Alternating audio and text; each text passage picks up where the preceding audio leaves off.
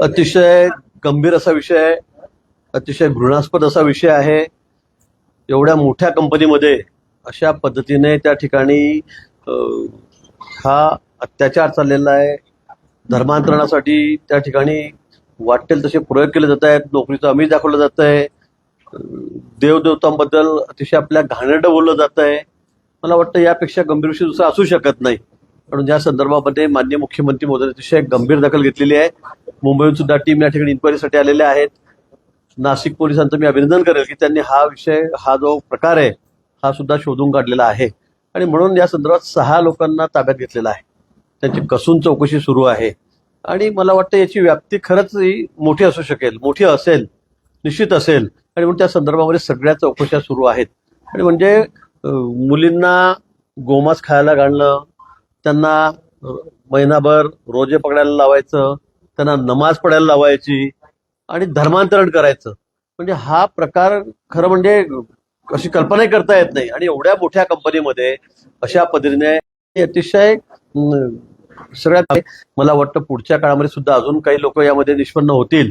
आणि मी तर सीपींना बोललेलो आहे, त्यांना म्हणालेलो आहे, मुख्यमंत्री महोदयांनी सुद्धा सूचना दिलेल्या आहेत की आजूबाजूला काही कंपन्या आहेत त्या ठिकाणी अशी प्रकार असण्याची शक्यता आहे आणि म्हणून मला वाटतं तिथे चौकशी करावी.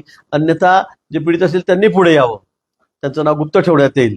त्यांनी सुद्धा पुढे जर तक्रार केली तर मला वाटतं या संदर्भामध्ये अतिशय गांभीर्याने हा विषय घेऊन जे दोषी आहेत त्यांच्यावर अतिशय कठोर कारवाई, कठोर म्हणजे या पुढच्या काळामध्ये अशी कोणी हिंमत करणार नाही अशी कारवाई त्यांच्यावर केली जाईल. याच्यामध्ये ब्लॅकमेल असण्याचा देखील संशय आहे, कारण ज्या पद्धतीने त्यांचं ही जी टोळी होती करत होती त्यामुळे रॅकेट असण्याचा संशय आहे. निश्चित याच्यामध्ये रॅकेट असण्याची शक्यता आहे, संशय आहे, असू शकेल.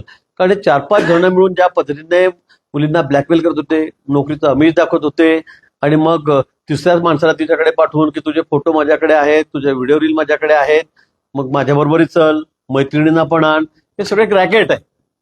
हे सगळं रॅकेट आहे, प्रथमदर्शी दिसतंय. आणि म्हणून या संदर्भामध्ये अतिशय कसून चौकशी सुरू आहे. त्या बाबतीमध्ये कोणालाही माफी दिली जाणार नाही, कोणी यातून वाचणार नाही. पण हा विषय मला वाटतं अतिशय गंभीर आहे.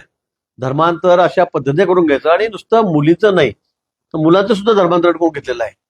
त्याला पैशाचं आमिष, त्याला नोकरीचं आमिष, त्या ठिकाणी जाऊन त्याला नमाज पडायला लावतायत, त्याला गायचं गोस खायला लावतायत, गायचं मांस खायला लावतायत. म्हणजे हा प्रकार मला असं वाटतं की अतिशय गंभीर आहे आणि याची व्याप्ती निश्चित मोठी असू शकते. म्हणून त्या संदर्भामध्ये आता चौकशी सुरू आहे. पण मी पुन्हा आवाहन करेल, जे पीडित आहेत त्यांनी समोर यावं, त्यांचं नाव गुप्त ठेवण्यात येईल, पण त्यांनी या संदर्भामध्ये आता तक्रारी कराव्या. हे एका कंपनीमध्ये उघड झालंय, मात्र अशा अनेक कंपन्या नाशिकमध्ये आहेत आणि त्या कंपन्यांमध्ये सुद्धा असा प्रकार आहे असं म्हटलं जातं. शक्यता आहे. नुसती ही तर टीस सारखी एवढी मोठी कंपनी टाटांची, त्याच्यामध्ये हा प्रकार चाललेला आहे. बाकी कंपन्या आहेत, अनेक मुलं मुली त्या ठिकाणी नोकरीला आहेत, कामाला आहेत. तर मला असं वाटतं की असं असण्याची शक्यता आहे आणि त्या दृष्टीने सुद्धा आपण तपास करावा अशा सूचना आम्ही पोलीस प्रशासनाला दिलेल्या आहेत. कोणीतरी पुढे आल्याशिवाय त्या गोष्टी कळत नाही. काय इतक्या छुप्या पद्धतीने सगळ्या गोष्टी चाललेल्या आहेत. पण आता एखाद दुसरी महिला पुढे आली किंवा एखादा दुसरा प्रकार पुढे आला की मग त्यातून सगळे प्रकार पुढे येतात, जसं महाराजांचं झालेलं आहे. कोणालाच कल्पना नव्हती, सगळेच त्या ठिकाणी जात होते, कॉर्पोरेट क्षेत्रात जात होते, पॉलिटिकल जात होते, सगळेच IAS IPS पासून नावं त्यामध्ये आहेत. पण म्हणून मला वाटतं की एखाद दुसरं नाव पुढे आलं की सगळे प्रकार समोर येत आहेत.